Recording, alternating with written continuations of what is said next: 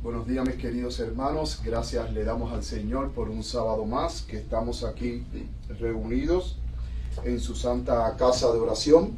Gracias le damos porque, como bien dijo nuestra hermana Tani, hoy Dios nos ha dado un día más de vida, porque no a todo el mundo diariamente se le da el privilegio de tener un día más de vida. Y hoy gozoso hemos venido aquí a la casa del Señor para escuchar de su palabra, para reclamar esas lindas promesas que el Señor tiene para con cada uno de nosotros. Me siento gozoso por la presencia de cada uno de ustedes aquí, como también me siento gozoso con la presencia de los hermanos que siempre están en línea conectados. Dios les bendiga grandemente por participar y escoger a la Iglesia Adventista Libre del Séptimo Día Libre Maranata en adorar junto con nosotros y así estudiar y aprender de la palabra de Dios. Hoy vamos a tener un tema muy interesante. Os ha nacido un Salvador. Es el título del tema que hoy vamos a tener. Y como ustedes verán, hoy cantamos el canto que cantamos, el canto 79, Soy un canto en alta esfera. Es un canto que habla acerca del nacimiento de nuestro Señor Jesucristo. Vamos a hablar acerca de este maravilloso Salvador que vino a este mundo.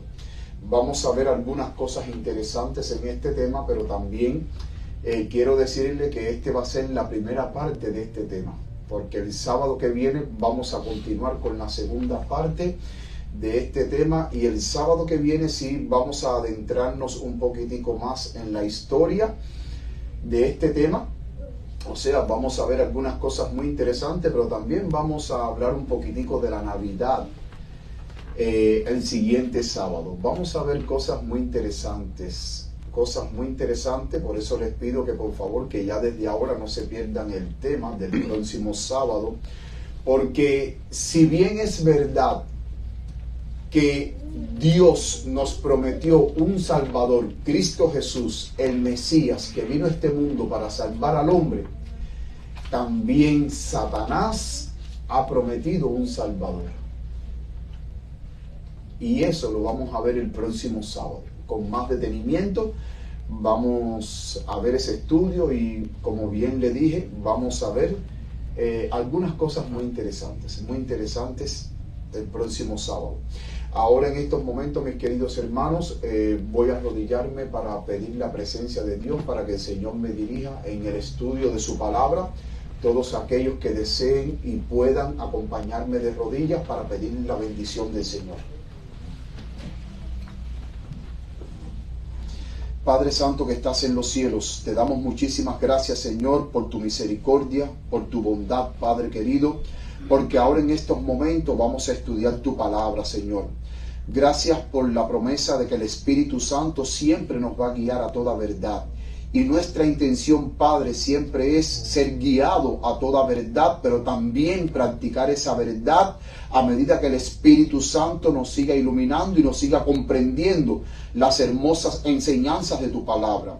Así como el Espíritu Santo, Padre, inspiró a los santos hombres de la antigüedad, hoy queremos que el Espíritu Santo ilumine nuestras mentes y nuestros corazones para entender tu palabra y no ser confundidos en estos tiempos difíciles que estamos viviendo, donde el engaño abunda por doquier, Señor.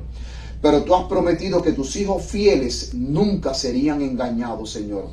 Padre, me pongo en tus manos en estos momentos para que tú me tomes por enteramente tuyo y para que tu Espíritu me use ahora que voy a hablar de tu palabra. Toma el control de mis labios, toma el control de mi lengua, toma el control de mis cuerdas vocales. Toma el control de mi mente y de todo mi corazón y de todo mi ser y permite que yo pueda quedar bajo la influencia del Espíritu Santo. Amén. Que no sea yo, Padre, sino que sea el Espíritu el que habla a través de mí. Amén. Permite que un carbón encendido del altar toque mis labios y quite toda culpa y toda iniquidad de mí para así poder estar limpio delante de tu presencia, Señor.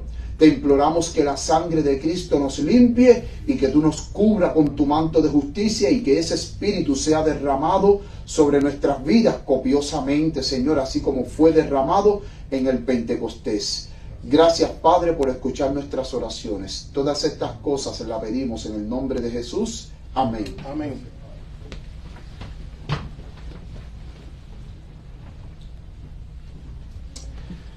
uno de los fenómenos que hoy en día se dan para estos tiempos y que es un tiempo en el cual las personas celebran es la llamada Navidad en el mes de diciembre. Cada vez que llega el mes de diciembre, usted ve las casas decoradas, usted ve las personas que ponen sus árboles, las personas hacen preparativo para reunirse con las familias, para comer, se hacen regalos en las familias, se dicen Feliz Navidad o Merry Christmas. Y realmente el mundo entero, en toda época que se estableció la Navidad, el mundo entero se reúne para celebrar la Navidad. Ahora, lo más interesante que cuando nosotros vamos a la Biblia, en la Biblia Dios nunca mandó a celebrar el nacimiento de Cristo Jesús. Y eso lo vamos a ver en el siguiente tema del próximo sábado, pero abundando un poquitico. La Navidad fue introducida en el siglo IV de nuestra era. Es más, ni en la iglesia primitiva hay indicios de que los apóstoles, los discípulos de Cristo, celebraran la Navidad. Y en los 3 primeros siglos de la era cristiana, los padres de la iglesia nunca celebraron el nacimiento de Cristo. La Navidad fue producto e invención de la Iglesia Católica, que lo estableció uniendo una fiesta pagana. Tomó el nacimiento de Cristo, la unió y de ahí salió el efecto de la Navidad. Ahora, el mundo entero se une para celebrar Navidad. Pero si Dios, escuchen bien, si Dios hubiese dejado instituido la Navidad, que nosotros celebremos la Navidad como Él hubiese querido que la celebremos, dejándonos alguna instrucción en la Biblia, hermanos, ustedes pueden estar bien seguros que el mundo no la celebraría. Escuchen bien. Si Dios hubiese dejado instrucciones en su palabra de cómo nosotros deberíamos de celebrar la Navidad, hermano, el mundo no la celebraría. Pero de la manera en que el mundo la celebra, no está aprobada por Dios de la manera en que el mundo la celebra, pero mucho menos está aprobado por Dios el que nosotros celebremos el nacimiento de Cristo. El nacimiento de Cristo fue un acontecimiento maravilloso y majestuoso cuando Cristo vino a este mundo. Recordemos que la palabra de Dios en el libro de Gálatas, el capítulo 4, el versículo 4 dice que venido el cumplimiento del tiempo. Ahora, yo quiero hacerles a ustedes una pregunta, mis queridos hermanos. Cuando Gálatas 4:4 dice, venido el cumplimiento del tiempo, Dios envió a su Hijo. ¿De qué tiempo el apóstol Pablo está hablando ahí? Tiempo profético. ¿Del tiempo de los hombres? No, del tiempo de Dios, porque recordemos que cuando Adán y Eva cayeron en pecado, en Génesis capítulo 3, versículo 15, ya Dios da la promesa de un Salvador que iba a venir a morir por los pecados de este mundo. Y Génesis 3:15, ahí Dios le dice a la primera pareja, enemistad pondré entre ti y la mujer. ¿A quién estaba señalando Dios cuando dice entre ti? A la serpiente. ¿Qué simbolizaba la serpiente? Al diablo. Al diablo. Dice, enemistad voy a poner entre ti y la mujer. La mujer simbólicamente, ¿a quién representa? La iglesia. A la iglesia. Entonces, ya Dios está poniendo una enemistad entre el diablo y entre la iglesia. Y entonces dice, enemistad pondré entre ti y la mujer, entre tu simiente y la simiente de ella. Esta te herirá a ti en la cabeza. Ya ahí Dios estaba profetizando de que Cristo Jesús iba a proferirle una herida mortal en la cabeza a Satanás. Y entonces dice, esta te herirá a ti en la cabeza y tú le herirás a ella en el calcañar. Ahora, una herida en la cabeza es una herida fatal, porque la persona puede morir. Entonces, cuando Cristo Jesús murió en la cruz, ahí selló la sentencia de muerte para siempre de Satanás.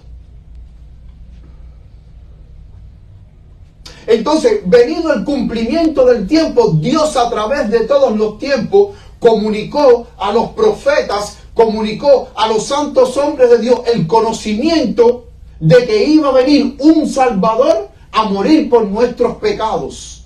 Porque nosotros como seres humanos, por nosotros mismos, no podemos hacer expiación por nuestros propios pecados. Solamente un ser santo y sin pecado podía venir para que, así como la paga del pecado era la muerte, ese ser santo, Dios imputara sobre ese ser santo nuestros pecados y así nosotros no morir. Y entonces Jesucristo, que es un ser santo que cargó con nuestros pecados, imputara sobre nosotros su perfecta justicia para que nosotros viviéramos para Dios. Solamente nuestro Señor Jesucristo podía pagar la deuda que nosotros no podíamos pagarle al Señor. Porque nosotros quebrantamos la ley de Dios. Y la ley de Dios exige muerte, porque ese es el precio de aquellos que quebrantan la ley de Dios. Entonces, Dios en su infinito amor, para que el hombre no muriera, Dios provee un salvador, un sustituto en favor del hombre, para que pagara la deuda del hombre. En todas las épocas en el Antiguo Testamento, durante siglos, hombres de Dios escribieron acerca de la vida, el nacimiento y la muerte de nuestro Señor Jesucristo. De hecho, uno de los profetas que más en sus escritos habló de Cristo fue el profeta Isaías. David en los Salmos habla de Cristo. Los profetas todos hablaron acerca de la vida y obra de nuestro Señor Jesucristo, pero en su época ellos esperaban de que Cristo viniera en su época. Pero Cristo no vino en la época de David, como tampoco vino en la época de Adán y Eva, no vino en la época de Abraham, no vino en la época de Samuel. Cristo vino de acuerdo al calendario de Dios. Por eso es que Gálatas capítulo 4, versículo 4 dice, venido el cumplimiento del tiempo. O sea, ya en el calendario de Dios, ya el tiempo era perfecto para que Jesucristo viniera a este mundo.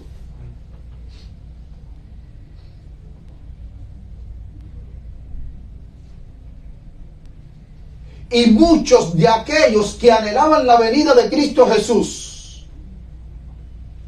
y no pudieron verlo, murieron, pero con la esperanza de que sabían de que Dios iba a enviar el Salvador, aunque en su época no lo vieron. Por eso es que nuestro Señor Jesucristo, si vamos a la palabra de Dios en Mateo capítulo 13, versículo 17, miren lo que dijo nuestro Señor Jesucristo cuando Él vino aquí a la tierra. Dice, porque de cierto os digo que muchos profetas y justos, hablando Jesús de los profetas antiguos que escribieron de Él, de su venida, dice que muchos profetas y justos desearon ver lo que ven hoy y no lo vieron, y oír lo que ustedes oyen y sin embargo no lo oyeron. O sea, en la antigüedad los grandes hombres de Dios desearon ver ese Mesías venir en su época, poder verlo, poder escucharlo, pero ellos se murieron, pero nunca dejaron de confiar en la promesa que Dios le había hecho de que Cristo iba a venir a este mundo. Entonces, la palabra de Dios, si nosotros vamos al libro de Mateo,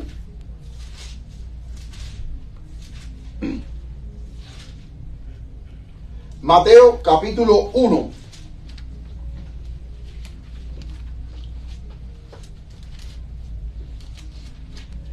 Dice a partir del versículo 18, el nacimiento de Jesucristo fue así: estando María su madre desposada con José, antes que se juntase, se halló que había concebido, ¿de quién?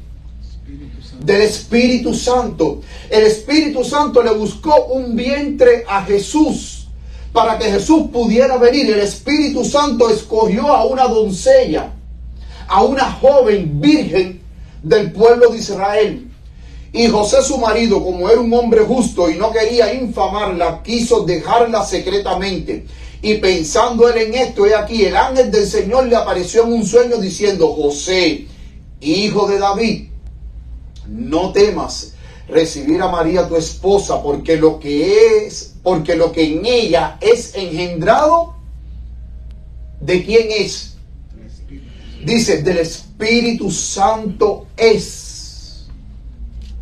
Aquí estamos viendo que una de las cualidades del Espíritu Santo como un ser divino, la tercera persona de la deidad, es dar vida. Por eso es que el Espíritu Santo le consiguió un vientre, buscó un vientre, le consiguió un vientre a Jesús para que Jesús naciera. Y Jesús nació de una manera completamente milagrosa. Y sigue diciendo, y dará a luz un hijo, y llamará su nombre Jesús, porque él salvará a su pueblo de sus pecados. Noten que ya aquí vemos que el ángel le está diciendo a José de que el ser que nacerá le pondrán por nombre Jesús. Ya le estaba dando el nombre, pero al mismo tiempo el ángel le estaba diciendo a José la misión de Cristo. Él va a salvar a su pueblo de sus pecados. Y dice el verso 22, y todo esto aconteció para que se cumpliese lo que fue dicho del Señor por el profeta, que dijo: he aquí, una virgen concebirá y dará a luz un hijo, y llamará su nombre Emmanuel, que interpretado es Dios con nosotros. La pregunta es, ¿dónde nosotros encontramos esta profecía? ¿En qué parte de la Biblia? Vamos a Isaías capítulo 7, versículo 14, para que sea la palabra de Dios la que hable. Isaías capítulo 7, versículo 14.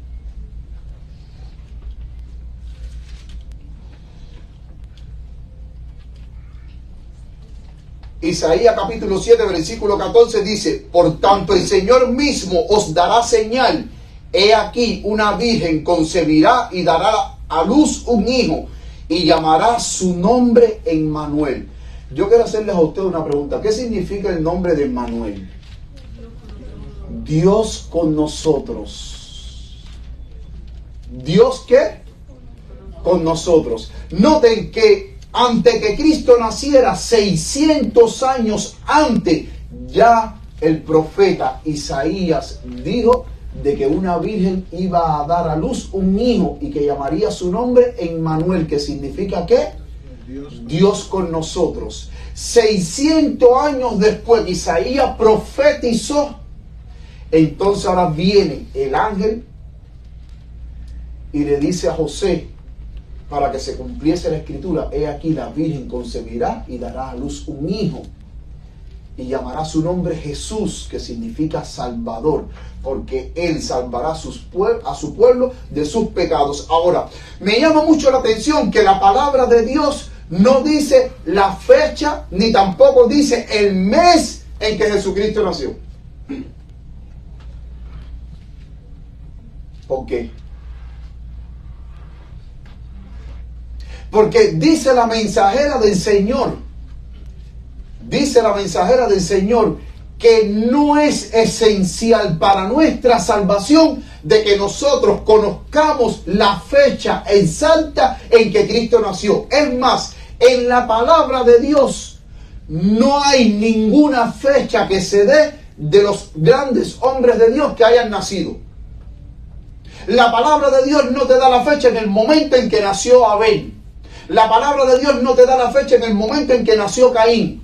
La palabra de Dios no te da la fecha en qué mes y en qué año y en qué día nació Enoc. nació Noé, nació David, nació Sansón. La palabra de Dios no da ninguna fecha.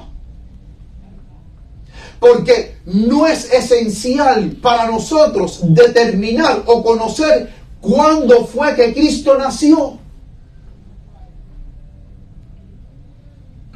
Y que marcó un acontecimiento maravilloso.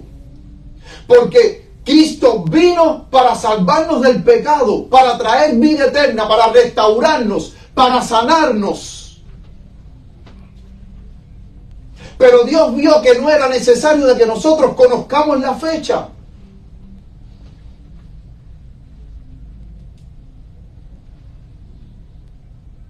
Pero es interesante que si bien es verdad que nosotros no conocemos la fecha exacta, el día, el mes y el año en que Cristo nació, en su primera venida, que Él vino como un niño indefenso, indefenso, en la segunda venida, cuando Cristo venga por segunda vez, solamente a los 144,000 se les va a revelar la fecha exacta de la venida de Cristo Jesús.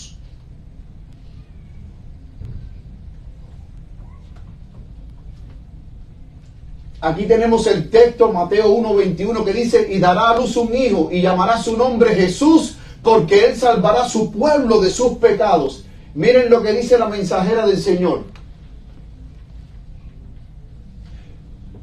Me pasé.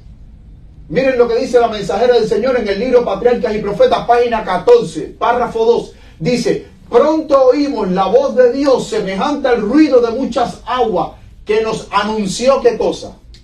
Día y la hora El día y la hora de la venida ¿de quién? Jesús. De Jesús. Y ahora dice que solo los 144,000 santos vivientes reconocieron y entendieron la voz de Dios.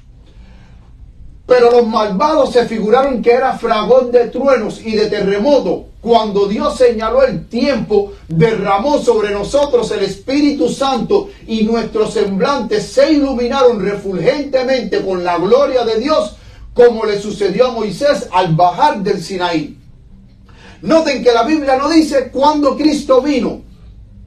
No da el día, la fecha, ni el mes en que Cristo nació. Pero ahora la sierva de Dios dice que el segundo acontecimiento más grande que la humanidad va a presenciar, que es la segunda venida de Cristo, ahora ella dice que solamente los 144,000 se les revelará el día y la hora.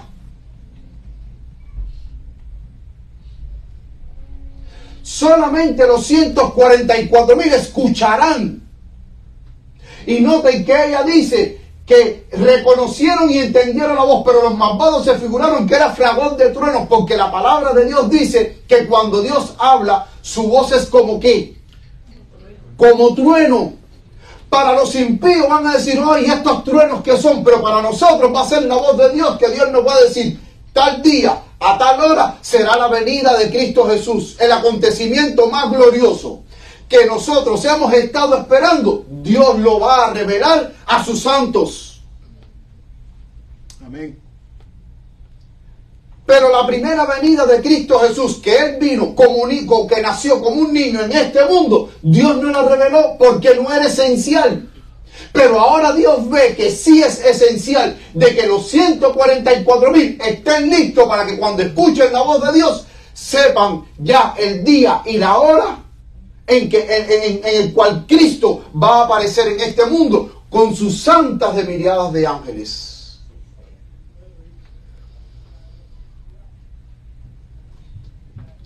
La palabra de Dios dice que cuando Jesús nació en Belén, ahí en Mateo, en el capítulo 2, en días del rey Herodes, dice que unos sabios del oriente vinieron a Jerusalén. ¿Unos sabios de qué? Del oriente. Del oriente vinieron.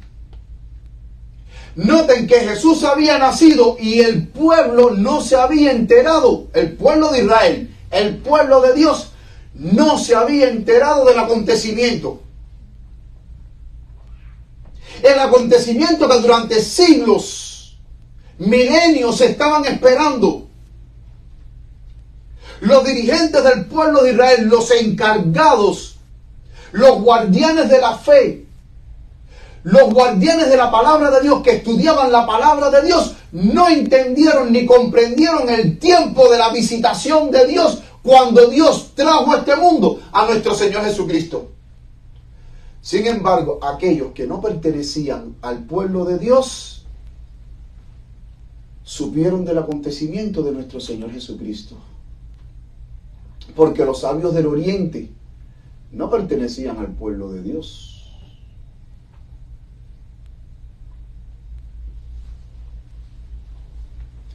Los sabios del oriente, mis queridos hermanos, no pertenecían al pueblo de Dios. Dice la palabra de Dios que a los suyos vino y los suyos no le recibieron. El pueblo de Israel estaba en un letargo espiritual, tan dormido que no entendieron el momento en que Cristo fue introducido en este mundo.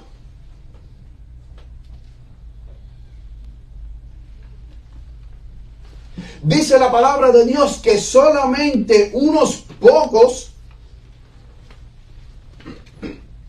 fueron los que les fue revelado el acontecimiento. Porque noten lo que dice el versículo 1 y 2 del capítulo 2 de Mateo. Y cuando Jesús nació en Belén de Judea, en días del rey Herodes, he aquí unos hombres sabios del oriente vinieron a Jerusalén, diciendo: ¿dónde está el rey de los judíos que ha nacido? Porque su estrella hemos visto en el oriente y venimos a adorarle.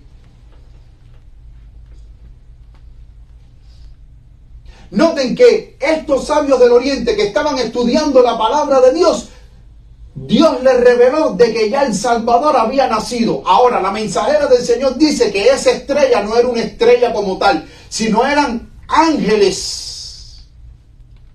Ángeles. Ellos pensaban que era una estrella que ellos veían en el cielo, bien reluciente. Y dicen: wow, esa estrella. Y por medio de esa estrella, ellos entendieron que Cristo Jesús ya había nacido y emprendieron el viaje. Porque era un viaje bien lejos para ir hasta Jerusalén a conocer al Rey, a Cristo Jesús, que había nacido. Pero la mensajera del Señor dice que no era una estrella, que era un grupo de ángeles que guiaban a estos sabios del oriente para que ellos fueran a Jerusalén a encontrarse con Cristo Jesús.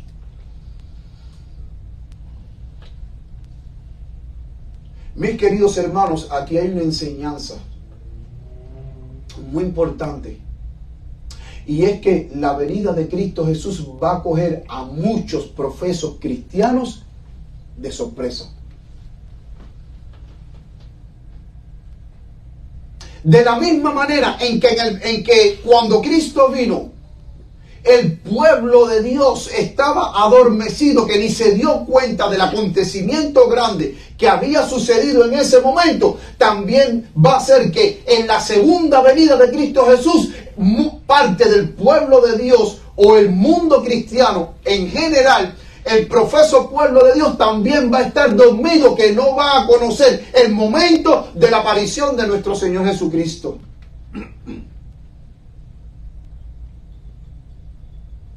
Y aquellos que hoy supuestamente no forman parte del pueblo de Dios, pero que en algún momento Dios los va a llamar para que formen parte del pueblo de Dios, esos sí van a entender y reconocer el tiempo en que Cristo venga. Amén. Porque son personas sinceras que estudian la palabra de Dios y que Dios no los va a dejar chasqueados, y que esas personas van a formar parte de los 144,000, y solamente, como habíamos leído, los 144,000 Dios les va a revelar el día y la hora en que Cristo va a venir. El pueblo de Dios, los dirigentes estudiaban la palabra de Dios, pero ellos no comprendieron, porque ellos tenían una percepción del Mesías completamente diferente a lo que decía la palabra de Dios. Y por eso es que no reconocieron a ese humilde niño que nació en un pesebre.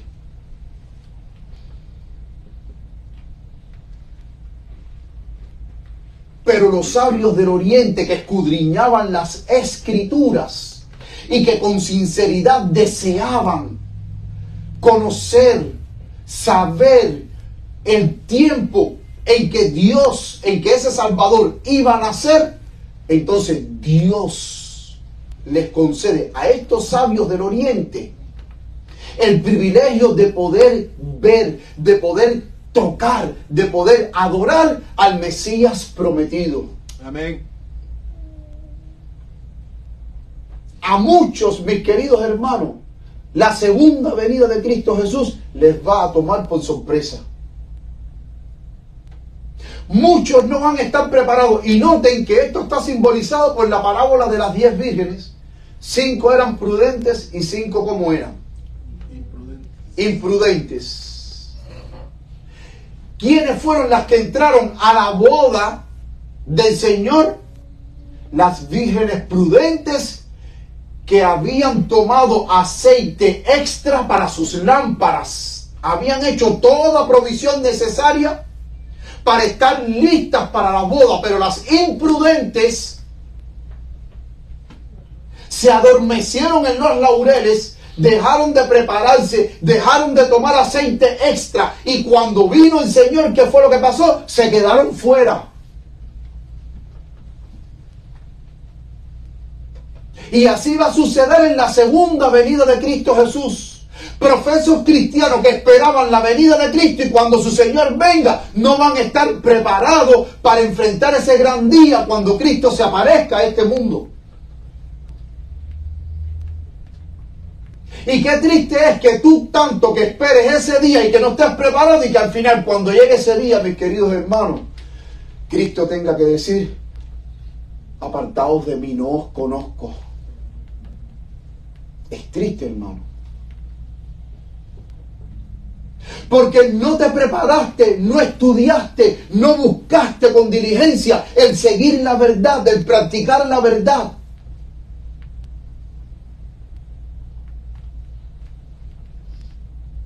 Y noten que también la palabra de Dios dice, si vamos a la palabra de Dios en Lucas capítulo 2, vamos ahora al Evangelio de Lucas. Lucas capítulo 2, versículo del 25 al 28, se nos habla que también hubo otro grupo que fueron avisados acerca de la venida de Cristo Jesús.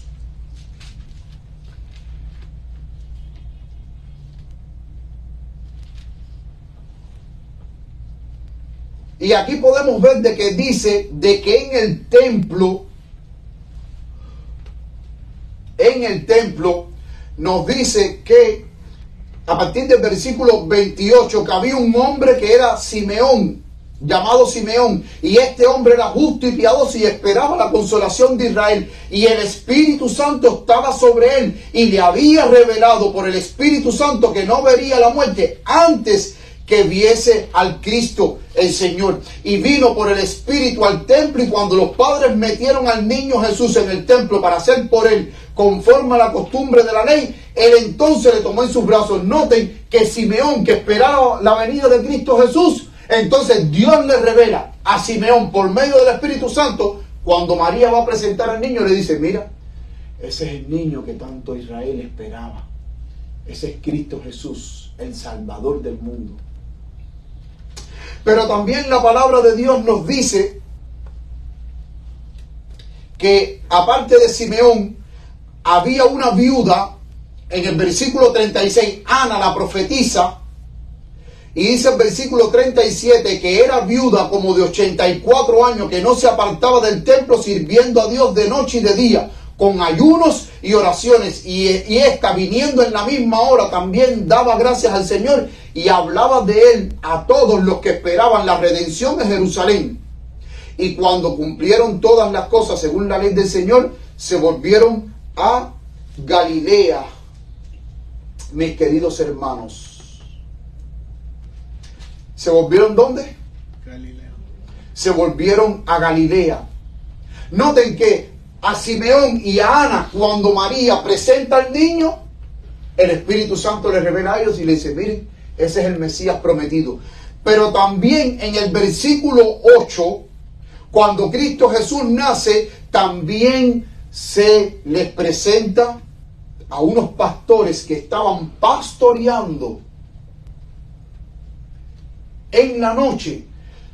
Miren lo que dice el versículo 8. Y había pastores en la misma región que velaban y guardaban la vigilia de la noche sobre su rebaño. Y he aquí el ángel del Señor vino sobre ellos, y la gloria del Señor los cercó de resplandor, y tuvieron gran temor. Mas el ángel les dijo: no temáis, porque aquí os doy nuevas de gran gozo, que será para todo el pueblo, que os ha nacido hoy en la ciudad de David un Salvador, que es Cristo el Señor. Y esto será por señal: hallaréis al niño envuelto en pañales, acostado en un pesebre. Y repentinamente fue con el ángel una multitud de los ejércitos celestiales que alababan a Dios y decían: gloria a Dios en las alturas, y en la tierra paz, buena voluntad para con los hombres. Y aconteció que cuando los ángeles se fueron de ellos al cielo, los pastores se dijeron unos a otros: pasemos pues hasta Belén y veamos esto que ha sucedido. Noten que solamente unas poquitas personas, a los sabios del oriente, a los pastores que velaban las vigilias de la noche y que estaban pastoreando, y a Ana y a Simeón, fueron los únicos que Dios encontró en Jerusalén que sí estaban preparados para la venida de Cristo Jesús, que sí estaban preparados para recibir al Salvador. Un pueblo de casi 2 millones de personas como Israel.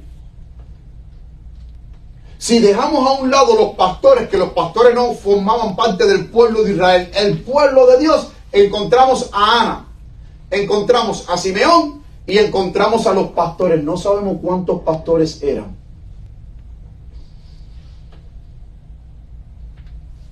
Vamos a poner que eran 5 pastores. Vamos a poner los 5 pastores. O bueno, máximo vamos a poner 10 pastores. No sabemos el número exacto, pero imaginemos que eran 10 pastores. Porque cada pastor pastoreaban rebaños grandes.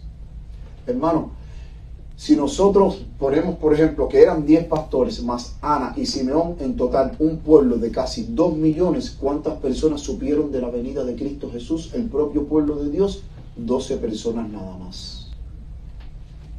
El resto no supo del acontecimiento glorioso que había sucedido en Jerusalén.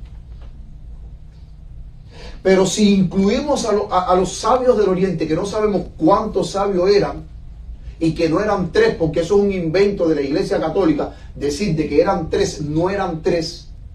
Según la palabra de Dios, el texto bíblico, eran varios, y eso lo dice Isaías. Mis queridos hermanos, solamente un pequeñito grupo reducido estuvo preparado para recibir al Rey de Gloria. En el tiempo del fin, cuando Cristo venga, solamente un pequeño grupo del pueblo de Dios, selectos, estarán preparados para recibir al Señor y terminar la historia terrenal en este mundo y irse con Cristo para el reino de los cielos, junto con todos los santos muertos que el Señor traiga a la vida. Amén. Pero es interesante, mis queridos hermanos, como bien había dicho al principio, de que la Biblia no nos da la fecha exacta. Pero es interesante que como la Biblia no nos da la fecha exacta de cuando Cristo nació, la centralidad, el mensaje central, la historia no se centra tanto en el nacimiento de Cristo como en el ministerio y la muerte de Cristo.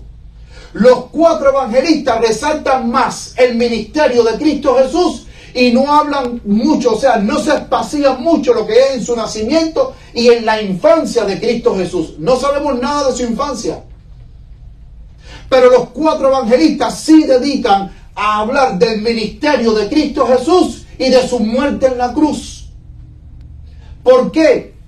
Porque de acuerdo a la palabra de Dios era más importante lo que Cristo iba a lograr para la humanidad que no su nacimiento.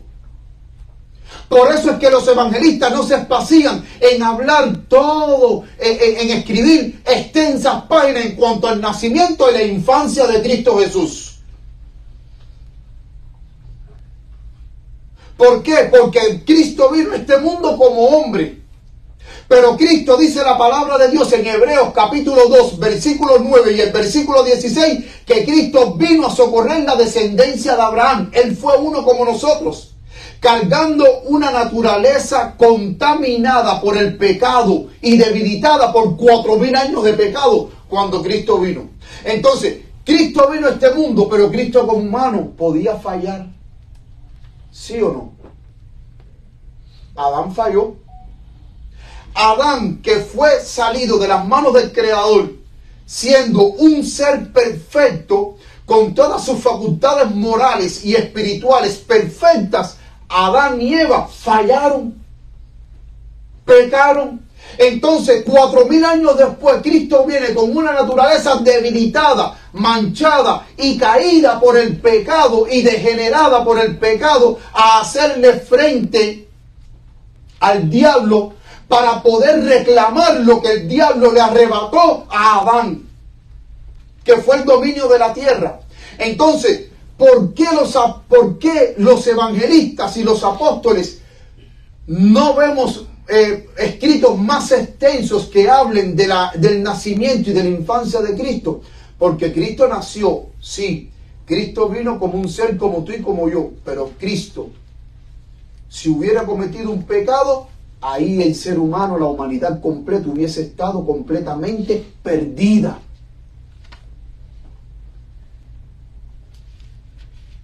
La humanidad podía haber estado completamente perdida. Cristo podía fallar, pero no falló. Y Cristo fue uno como tú y como yo. Noten que miren lo que dice aquí el pastor Alonso Trevier Jones, uno de los pastores que disertó acerca del tema de la justificación por la fe en el Congreso de Minneapolis, en el libro El Camino Consagrado a la Perfección, páginas 45 y 46. Hermano, es un libro excelente. Yo lo leí, lo tengo.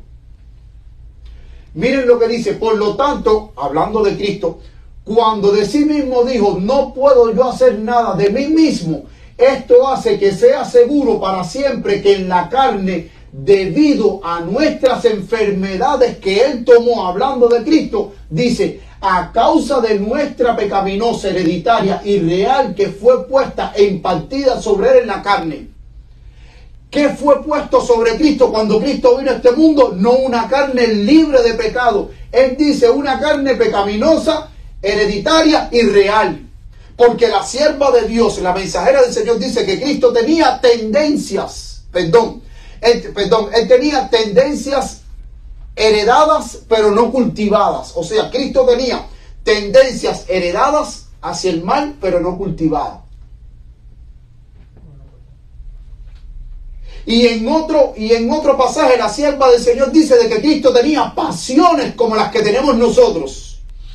Porque Él fue un ser humano como tú y como yo, pero nunca pecó porque se sometió al Padre.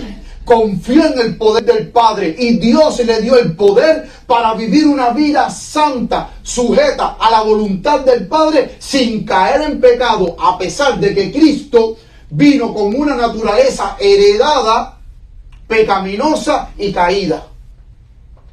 Cristo fue la ofrenda perfecta para morir por el hombre, porque no pecó. Sigue diciendo Alonso Trevier Jones, que dice, hereditaria y real que fue puesta e impartida sobre Él en esa carne, Él fue por sí mismo, exactamente como lo es el hombre, que en la enfermedad de la carne está cargado de pecados reales y hereditarios. Y hermanos, en este libro el pastor Alonso Trevier Jones da una disertación, hay un capítulo que él dedica acerca de la genealogía de Cristo, de Mateo capítulo 1, donde él prueba de que Cristo vino exactamente como somos tú y yo, porque dice que en la genealogía de Cristo, y que la palabra de Dios lo dice, estaba David, y David era un asesino. En la genealogía de Cristo habían personas santas impecables. ¿Quién fue David? ¿Quién fue Salomón? ¿Quién fue Rahab la ramera? que está en la genealogía de Cristo. Entonces Cristo vino, y con esta misma naturaleza que Él vino, Cristo podía pecar, y si pecaba, el ser humano estaba perdido. Por eso es que los 4 evangelios se centran más en la obra de Cristo después que Él fue bautizado en el año 27 y en su muerte, porque fue su muerte lo que logró traer vida eterna a la raza humana. Fue su muerte lo que logró de que Cristo tomara de nuevo el control de este mundo que Satanás le arrebató a Adán y a Eva. Fue su muerte lo que trajo sanidad para la humanidad, restauración. Fue su muerte, la muerte de Cristo, que trajo de que entonces el hombre pueda volver de nuevo a Dios. Porque el pecado hizo una brecha entre Dios y el hombre. Y con la muerte de Cristo, Cristo suplió esa brecha porque Cristo ahora es el puente entre el hombre y Dios. Ahora el hombre puede acercarse a Dios por medio del camino nuevo, dice Hebreos, por medio del camino nuevo que Cristo abrió.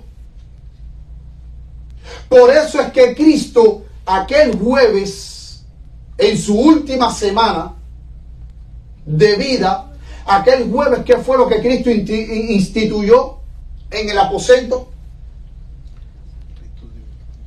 ¿Qué fue lo que instituyó? El rito de humildad y la Santa Cena. El rito de humildad, ¿y qué más? Y la Santa Cena. La Santa Cena es igualada a la fiesta de la Pascua, que era la primera fiesta que tenía el pueblo de Israel en el primer mes del año del calendario judío, en el mes de Nisan, marzo-abril. Y por eso es que el apóstol Pablo ahora en 1 Corintios 11, desde el versículo 23 hasta el versículo 26, ¿qué habla? Habla de la cena del Señor. ¿Y qué dice? El versículo 26 dice, porque todas las veces que bebiereis esta copa y comiereis este pan, la muerte del Señor, ¿qué cosa? Anunciamos. ¿Hasta cuándo? Hasta que Cristo venga. Entonces noten que la fiesta más importante que hoy los cristianos debemos de celebrar y que no podemos obviar es la Santa Cena, porque cada vez que tomamos la Santa Cena, la muerte del Señor, anunciamos. ¿Hasta cuándo? Hasta que Cristo venga.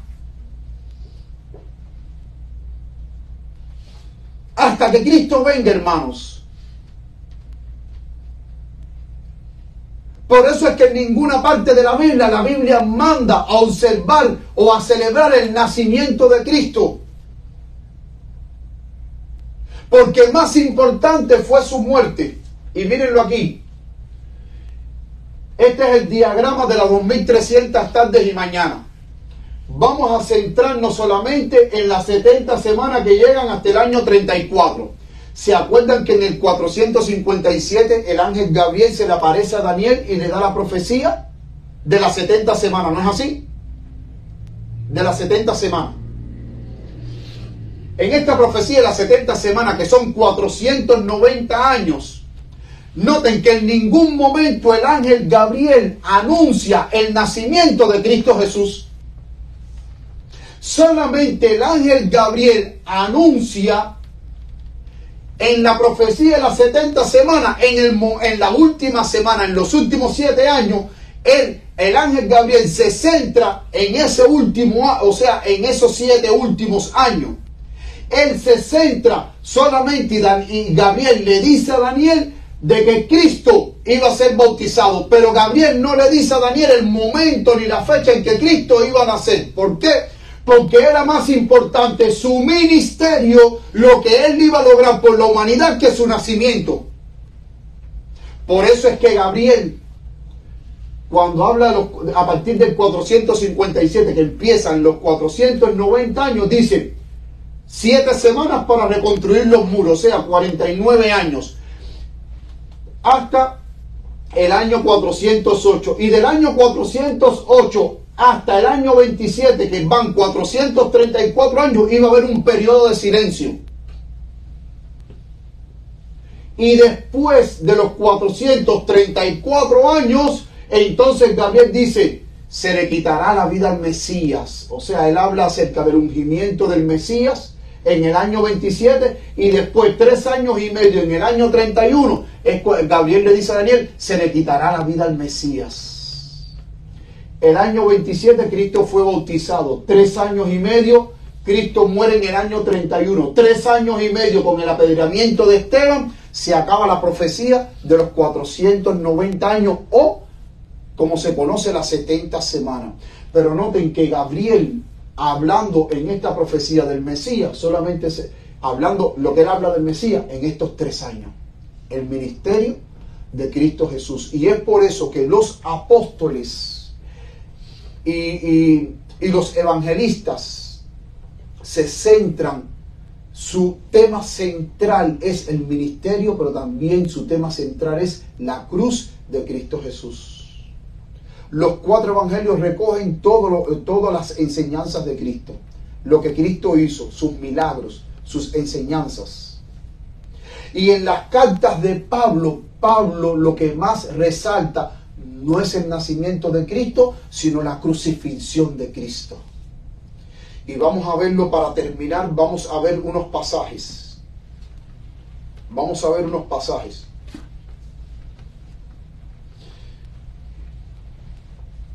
Vamos a buscar Primera de Corintios, capítulo 2, versículo 2. Primera de Corintios, capítulo 2, versículo 2.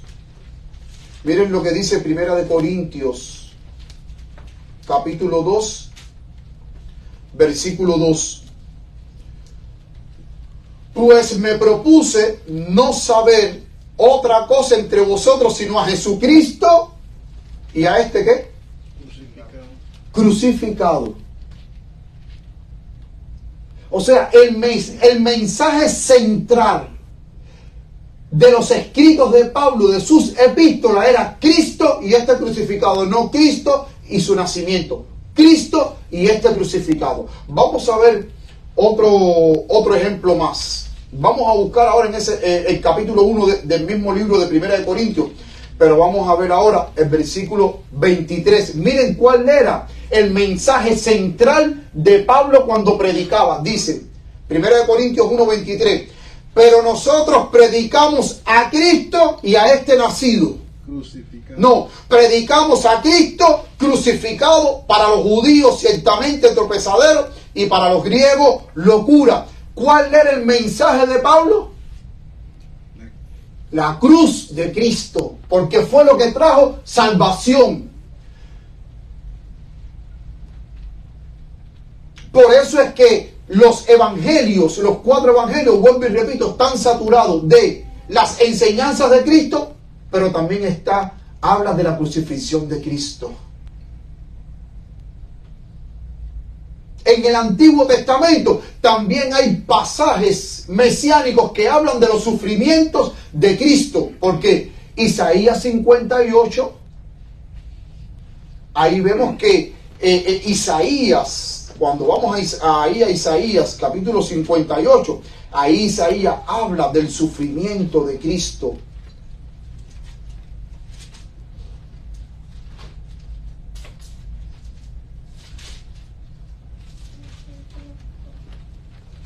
Perdón, Isaías 53.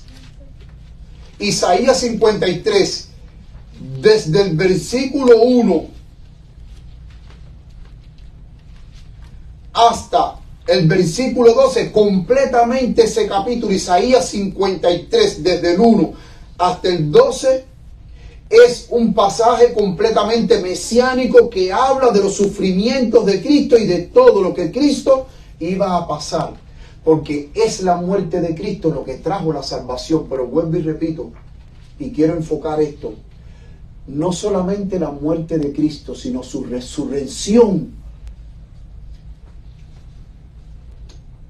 fue lo que trajo también la promesa de la vida eterna. ¿Saben por qué? Porque el apóstol Pablo dice que si Cristo no resucitó, vana, ¿qué cosa es? Nuestra fe, vana sería nuestra esperanza. Porque si Cristo hubiese muerto, pero no hubiese resucitado, ¿de qué me sirve a mí un Mesías que muera y que no resucite si cuando yo muero no voy a resucitar? La crucifixión y la resurrección. Amén. Las dos cosas. Por eso es que Pablo dice que si Cristo no resucitó de los muertos, vana, ¿qué cosa es? Sería nuestra fe. Vana sería nuestra esperanza, porque entonces todos los muertos, todos los santos que mueren en el Señor, si Cristo no hubiera resucitado, no hubiese esperanza de resurrección. Entonces nuestra fe sería vana. Pero si está la promesa de la resurrección, porque Cristo resucitó al tercer día después que murió, entonces hay esperanza para aquellos que mueren en Cristo Jesús. Amén. Miren este pasaje de la sierva de Dios. De Review and Herald, 11 de noviembre de 1892. El tema que atrae el corazón del pecador es Cristo y Cristo crucificado. Amén. Porque hay personas que dicen, tenemos que celebrar Navidad porque es un momento oportuno para predicar. Los apóstoles predicaban sin celebrar Navidad y tuvieron muchísimos resultados. Porque eso lo vemos en el libro de Hechos de los Apóstoles. Cuando Pedro predicó en un día, ¿cuántos se convirtieron? 3.000. Y predicó otro día, ¿y cuántos se convirtieron? 5.000. En 2 días que Pedro predicó, en total se convirtieron 8.000 personas. Y no era Navidad. Y hay personas que para justificar la Navidad dicen, sí, porque las personas que no conocen de Cristo están más receptivas al Evangelio. Mentira, en Navidad las personas que no conocen a Cristo están más para la fiesta, la borrachera, el despilfarro y el regalo que para saber quién es Cristo. No necesitamos de una fiesta para predicar a Cristo. Lo que necesitamos es llenarnos del espíritu misionero y cada día predicar a Cristo. No esperar a un mes del año para aprovechar para predicar a Cristo. No, la predicación, el espíritu misionero tiene que ser un estilo de vida de aquel que ha aceptado a Jesús, en el cual diariamente comparta a Jesús con otros. Amén. Los resultados, déjenselo a Dios. Dice, sobre la cruz del Calvario Jesús se revela al mundo en un amor sin paralelo, presentando a las multitudes hambrientas, y la luz de su amor ganará a los hombres y los llevará de las tinieblas a la luz. Dice ella, presenten a la multitud hambrienta el amor de Cristo Jesús, que Él murió en la cruz. No les presenten el teatro, ay, vamos a armar aquí un pesebre, vamos a poner un burrito y una vaca de cartón, vamos a coger una hermanita y a vestirla como en los tiempos de antes, y a otro que haga de José y vamos a ponerle un muñeco y vamos a teatralizar el nacimiento de Cristo. Eso no atrae. Dice ella que es Cristo crucificado lo que atrae al pecador. Amén. Porque el mismo Jesús dijo, yo si fuere levantado de la tierra, a todos qué cosa, atraeré a mí mismo.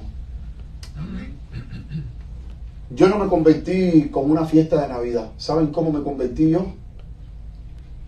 Asistí a unas conferencias de profecía y me interesaron tanto las profecías de Daniel que ya le estoy hablando de hace 30 años más atrás. Actualmente, por la gracia de Dios, todavía sigo en la iglesia. Amén. Y la luz de su amor ganará a los hombres y los llevará de las tinieblas a la luz, de la transgresión a la obediencia y la verdadera santidad. La contemplación de Cristo, ¿en dónde? En la cruz. ¿En dónde dice ahí la contemplación de Cristo? ¿En dónde? En la cruz del Calvario despierta la conciencia para que perciba el carácter odioso del pecado como no puede hacerlo ninguna otra cosa. No es teatralizar a Cristo con un muñeco plástico y vamos a teatralizar la Navidad para atraer a las multitudes. No, eso es cuento. Miren esta otra cita. Comentario Bíblico Adventista, tomo 6, página 1113. Suspendido de la cruz, Cristo era ¿qué cosa? El Evangelio. He aquí el Cordero de Dios que quita el pecado del mundo. ¿Quién dijo eso? Juan el Bautista cuando vio a Jesús. Juan 1:29 dice ahí, no mantendrán nuestros miembros de iglesia sus ojos fijos en un Salvador acabadito de nacer, Crucificado y resucitado. crucificado y qué, y resucitado. Porque vuelvo y repito, si no hubiera resurrección, la crucifixión hubiera sido en vano. Pero cuando Cristo fue crucificado y resucitó, pues entonces, mis queridos hermanos, no solamente trajo salvación, sino esperanza para todos aquellos que mueren en el Señor. Amén.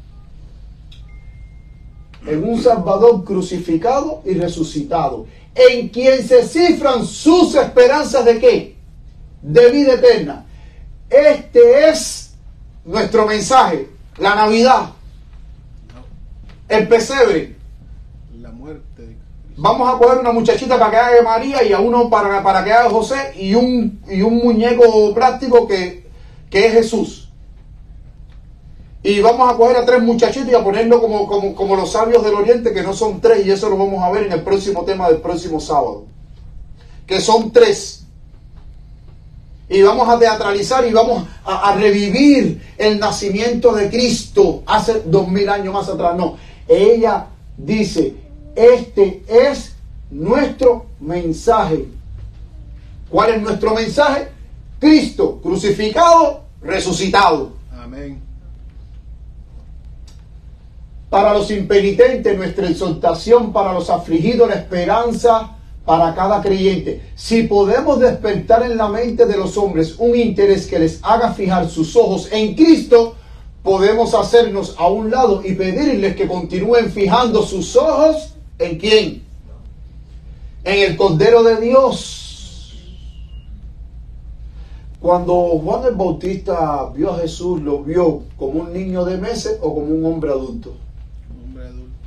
Entonces, debemos de fijar los ojos no en el niño de meses, sino en ese niño que se hizo adulto y trajo salvación para la humanidad. Aquel cuyos ojos estén fijos en Jesús, lo abandonarán todo. ¿Qué es lo que van a abandonar? ¿Y cuándo lo van a abandonar?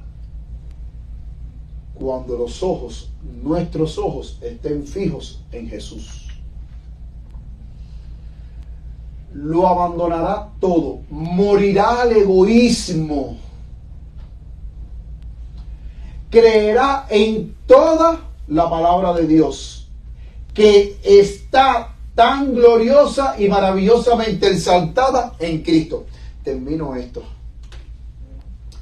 Si ustedes leen Hechos capítulo 2, el sermón de Pedro, Pedro hablando a la multitud le dice, porque este Cristo, el cual vosotros crucificasteis, es el Cristo que habló el rey David cuando dijo mi Señor, siéntate a mi diestra hasta que ponga a tus enemigos sobre el estado de tus pies. Y cuando el Señor dijo, porque el Señor no dejará que me quede en el Seol y que mi carne vea corrupción. Noten que ahí Pedro en ningún momento le habló del nacimiento de Cristo, ni cómo fue que fue el parto de María, y en qué día fue que nació, y en qué año fue que nació, y cómo era el pesebre, y cómo eran los pañales que estaban en el pesebre, y cómo eran los sabios, pero en ningún momento él resaltó, Pedro, en su sermón pentecostal, resaltó de que los profetas del Antiguo hablaron de Cristo, pero después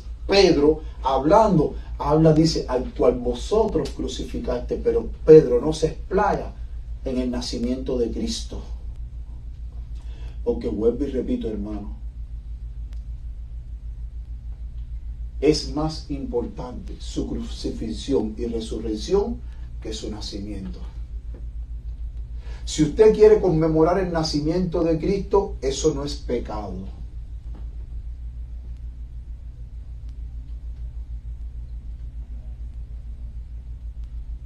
Pero la palabra de Dios nos dice que los apóstoles, los seguidores de Cristo, que estuvieron con Cristo 3 años y medio, que aprendieron de Cristo,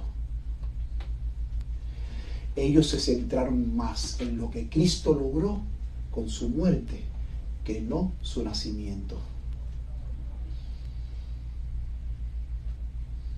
Porque Cristo tampoco dijo, oye, celebren mi nacimiento y hagan esto en memoria de mí.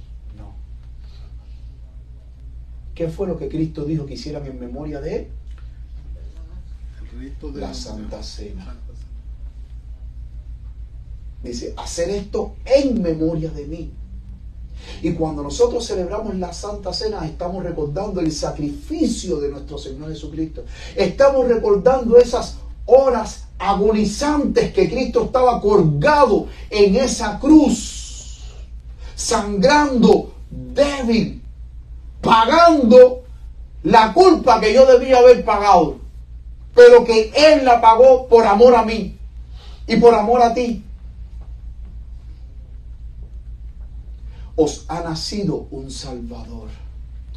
Mis queridos hermanos, yo quiero hacerle a ustedes una pregunta.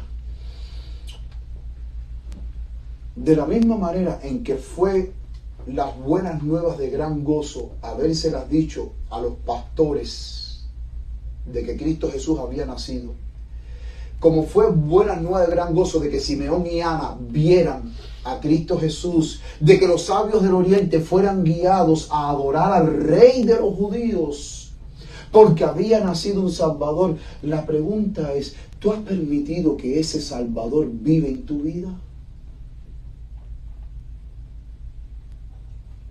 Porque ¿de qué me sirve a mí cuando llegue el mes de diciembre? Y no estoy hablando para los impíos, estoy hablando para el pueblo de Dios. ¿De qué me sirve a mí que cuando llegue el 1 de diciembre yo tenga mi casa decorada, arbolito de Navidad, esto, lo otro? Llegó la Navidad, llegó el nacimiento de Cristo. Y yo celebro el nacimiento de Cristo, pero Cristo no vive en mí.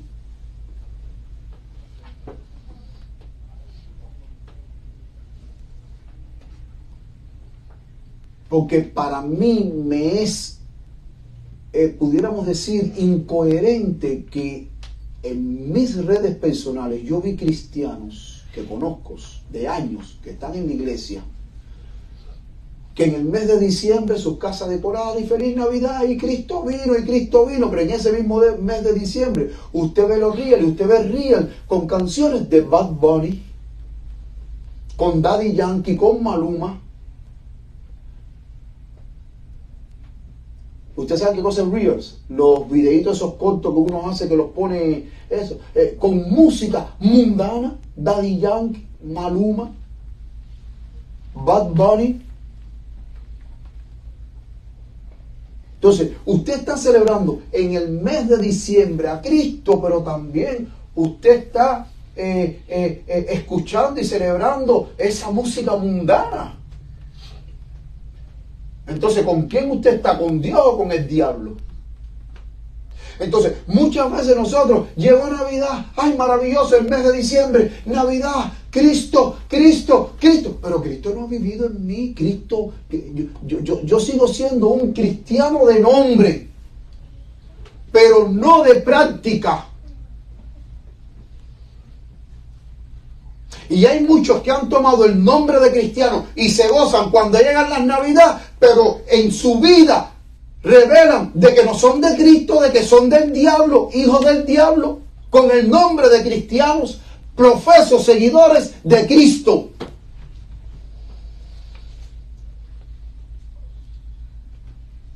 Dice Apocalipsis capítulo 3 que Cristo está